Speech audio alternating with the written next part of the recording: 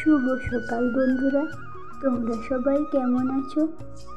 আশা করছি তোমরা যে যেখান থেকেই আমার ভিডিওটি দেখছো না কেন, তোমরা সবাই অনেক অনেক ভালো আছো। আর তোমাদের আশীর্বাদ ও ভালোবাসায় আমি কিন্তু অনেকটাই ভালো আছি। এখন বাজে সকাল 5টা। আর আজকে না আমি আগে যেমন টাইমে উঠতাম ঠিক তেমন টাইমে উঠেছি। আর কালকে জানো তো একটু বাজারে গেছিলাম ছেলে মেয়ের জামা কাপড় কিনতে। আগের একটা ভিডিওতে তোমাদের বলেছিলাম না জামা কাপড় কিনতে যাব, কিন্তু সেদিন কিন্তু আমাদের যাওয়া হয়নি। তাই কাল রাতে না গিয়েছিলাম। আর জামা কাপড় এনে দেখো ঘরটার কি অবস্থা। ছেলে মেয়ে খাবার এনেছিল, তো সারা ঘরটা না নোংরা করে রেখেছে। তো আমি প্রতিদিন যেমন আগে ঘুম থেকে উঠে ঘরটাকে ঝাঁট দিই, আজও আমি ঘরটাকে না ভালো করে ঝাঁট দিয়ে নিয়ে দেখো চলে এসেছি বারান্দাতে। আর বারান্দাটা না ভালো করে ঝাঁট দিয়ে নিচ্ছি। আর তোমরা তো জানো কাল থেকে বলো তো কেমন গরম পড়ছে। আর কালকে বাজারে যাব বলে জামা কাপড়গুলো না চেয়ারে তুলে রেখে চলে গেছিলাম। আর জামা কাপড়গুলো না ভাঁজ করার সময় হয়নি, তাই দেখো এখনও কিন্তু চেয়ারে পড়ে রয়েছে। আজকে না সময় করে ওগুলো সব ভাঁজ করে নিয়ে নেব। আর আজও কিন্তু প্রচণ্ড গরম পড়েছে। আজকে কিন্তু এখনও কোনো রোদ্দুর ওঠেনি, তবু দেখো কেমন গরম পড়েছে। আমার কিন্তু ঘরটা ঝাঁট দেওয়া প্রায় শেষ হয়ে গেছে। আর আজকে দেখেছো আমার উঠোনটা কত নোংরা হয়ে রয়েছে। কেন বলো তো? কালকে না খাওয়া দাওয়া রান্না বান্না করতে করতে দেরি হয়ে গেছিলো। আর তাছাড়াও 5টার সময় না বাজারে বেরিয়ে পড়েছিলাম। তার জন্য না কাল বিকালে উঠোনটা ঝাঁট দেওয়া হয়নি।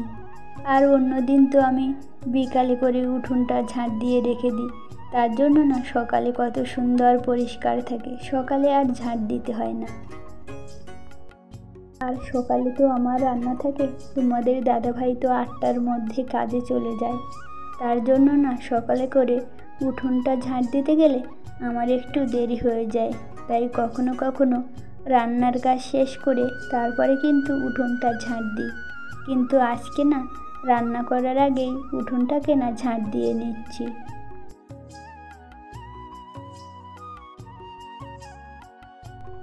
আর ওই যে উনুনটা দেখছো, ওটা না কাল রাতে বাসন মাজার পর রাতেই নেতা দিয়ে রেখেছিলাম, কারণ সকালে তো সময় হবে না বলো।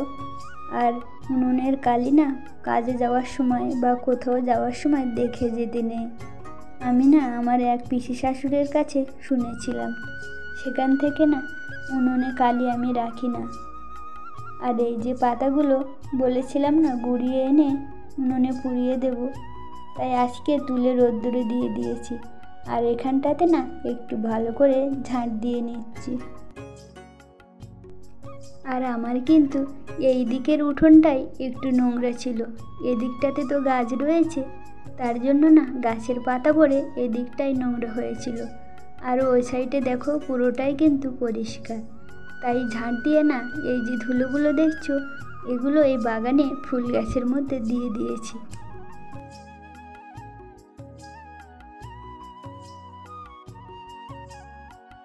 এদিকে দেখো সকালবেলা কতগুলো পাখি এসেছে।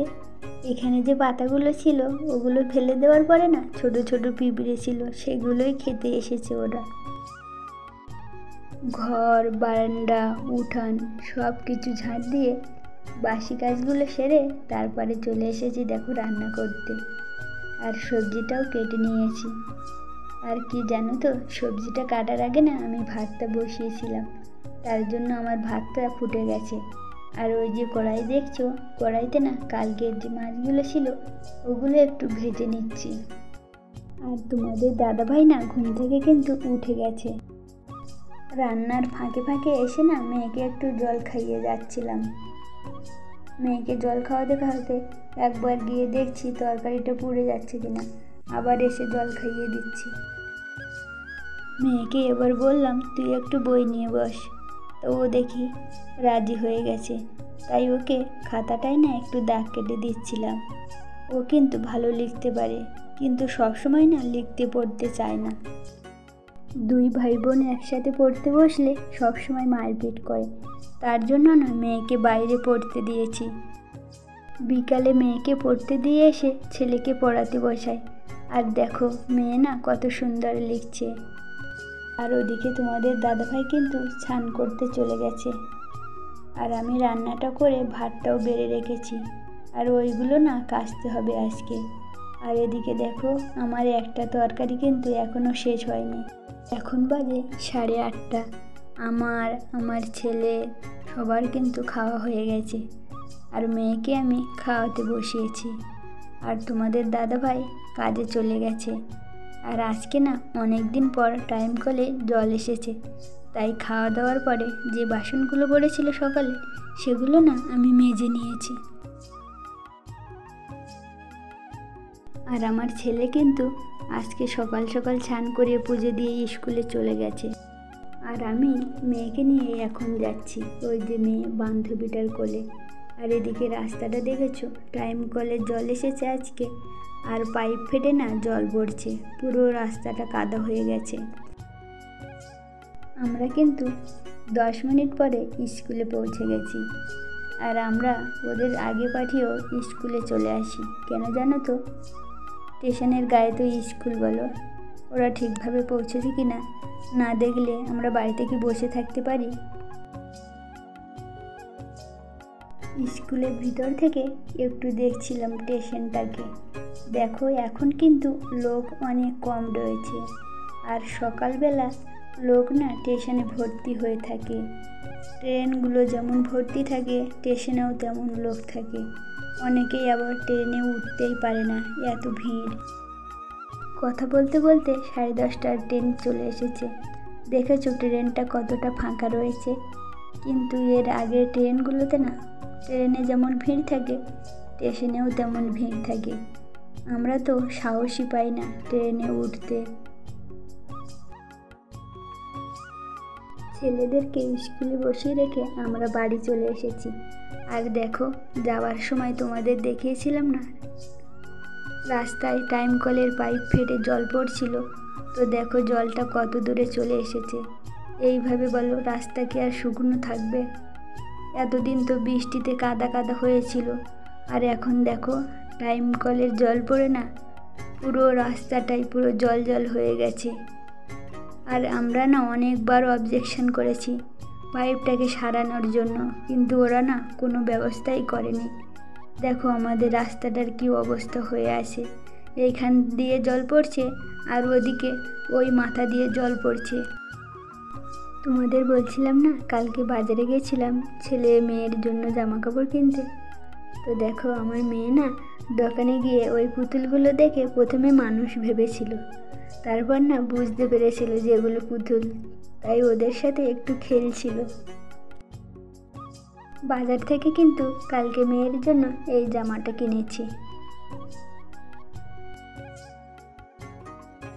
আর আমি না এবার পুজোতে কিছুই নেব না ভাবছিলাম, তো অনেক শাড়ি রয়েছে কিন্তু ব্লাউজ নেই, তাই এটা না কিনেছি। আর তোমাদের দাদাভাইও কিন্তু কিছুই নেয়নি। ছেলের জন্য এই প্যান্টটা কিনেছি।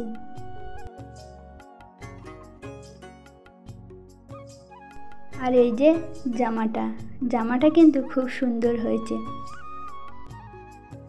ভিডিওটি শেষ পর্যন্ত দেখার জন্য সবাইকে অসংখ্য ধন্যবাদ। আর যারা আমার ভিডিওটি আজকে প্রথম দেখছো, প্লিজ ভিডিওতে একটা লাইক দিয়ে চ্যানেলটি সাবস্ক্রাইব করে দিও। আর ভিডিওটি যদি তোমাদের ভালো লাগে একটা কমেন্ট করে যেও। সবাই ভালো থেকো, সুস্থ থেকো। আজকের ভিডিওটা এই পর্যন্ত।